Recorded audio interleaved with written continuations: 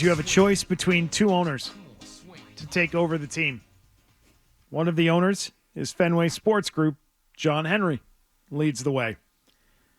The other owner is another local owner, and that would be Robert Kraft, owner of the New England Patriots. I was confused about the music coming in. I thought you were about to propose Mark Wahlberg.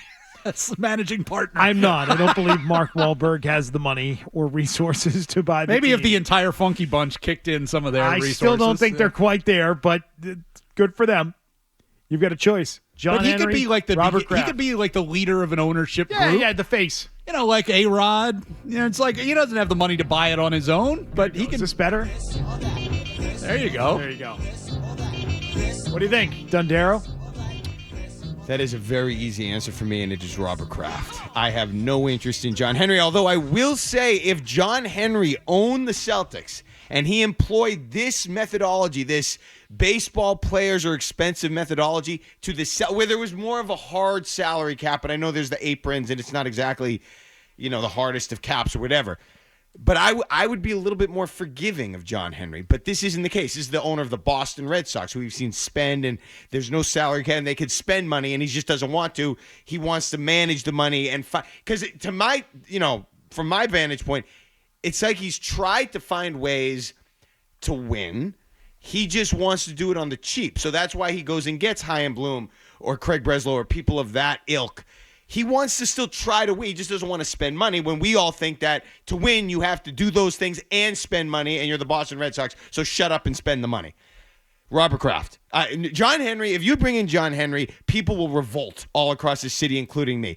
Nobody wants you, John. Nobody wants it. I don't want it. Nobody wants it. John Henry has lost all the goodwill, which is unbelievable after he won 4 championships with the Red Sox with different managers, different general managers, different star players. Henry was the only constant, and he has blown all of that goodwill. I don't want to see him as the owner of the Celtics. I don't want him a part of this group. I'd rather have Robert Kraft try to figure it out and let Jonathan run the Patriots. Oh, but Red Sox don't want him either, and he's not selling. He's Red Sox fans would love John Henry to go away. He's not going anywhere. So, he doesn't care if the fans want him to buy the Celtics or not. It's like he knows in this market, they'll still show up. Right? Doesn't matter if I own the team or if Wick owns the team or if anybody people are still going to buy tickets. People are still going to come. Yeah, isn't that starting to happen with the Patriots, though? What's that? That people are still buying the tickets. People are still going to come. Yeah. Isn't that what's happening and what has been happening over the last several years? The team's not good, but the fans are still supporting the team because they love the team. They're also not spending. When have they ever maxed out and spent to the wall, to the limits, to the upper thresholds of spending in the league? That would be never. Right. They've never done that. They've never won a title that way. The Red Sox have. John Henry has. John Henry has spent his way to winning multiple times. He's not doing it now. He has definitely changed course, right? He's doing something different now than what he was known for doing. But he's done it that way multiple times with multiple franchises. He did it with the Red Sox, and he spent like crazy with Liverpool out of the gate, right? Yeah. Do I have that right? That's a good point. At least he's done it. I don't think the Patriots have. The Patriots had Bill and Tom. That's what they had, which were huge, massive assets. Brady more than anyone. And that's how they did their winning. It wasn't because they were spending to the limits. Okay. I would say, though, in the NFL, the draft is so important. And yes, you want to spend and you want to be aggressive and all those things, but the best teams in the NFL draft well.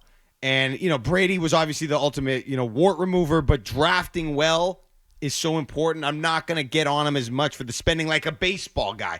Baseball spending is huge. It's a much different animal in that in football, like you said, it's all about the draft. I mean, free agency isn't what it is in the NFL or versus the NBA or in Major League Baseball, where you can go out every year and you can buy the top guy on the market. It's like in the NFL, there just really isn't that level of movement. The roster's too big. There's too many positions. Right, and there's also such huge advantages to getting guys on rookie contracts and paying them nothing, not having to guarantee huge money, because most of those contracts, the biggest ones in free agency, they don't work out. Yeah. Neither guy would be my first choice, but those were the choices you gave me. Okay, and we're talking about the Red Sox, who are a half game out of the wild card spot. Are they going to be buyers or sellers at the deadline? I mean, they have a similar record now than they did at this point in 2004. But we don't know. They're probably going to sell. I don't know.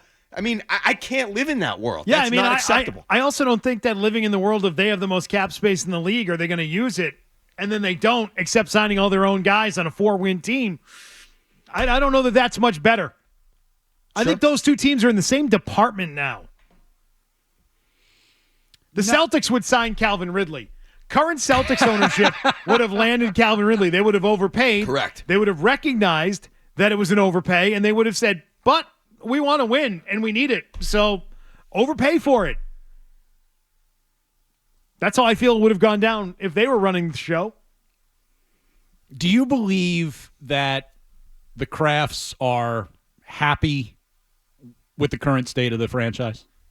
No. I think they like to win. But are they committed to winning? Those are two different things. Are you willing to do everything within your power, which requires you spending money you would rather not spend, to do it? Like, yeah, they're unhappy. Are they willing to get themselves and dig themselves out of the unhappiness by overextending themselves?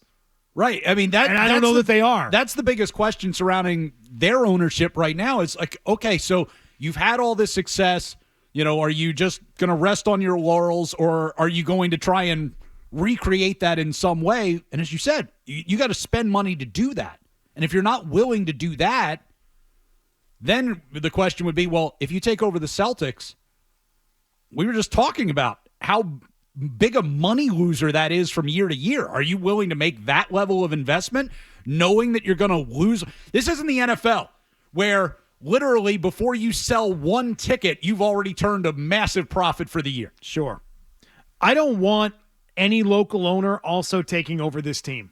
I think it's better when they are all owned by separate owners who all compete with one another for the revenues within the market, right?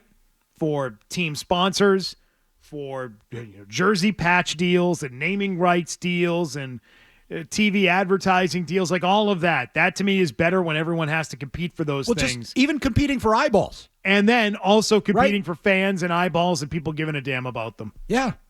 And so I don't want any of the local owners. I'm just telling you that Fenway Sports Group, if there had to be a local owner, is not it's still bad. It's maybe not as bad as you think it could be. There might be some upside to it.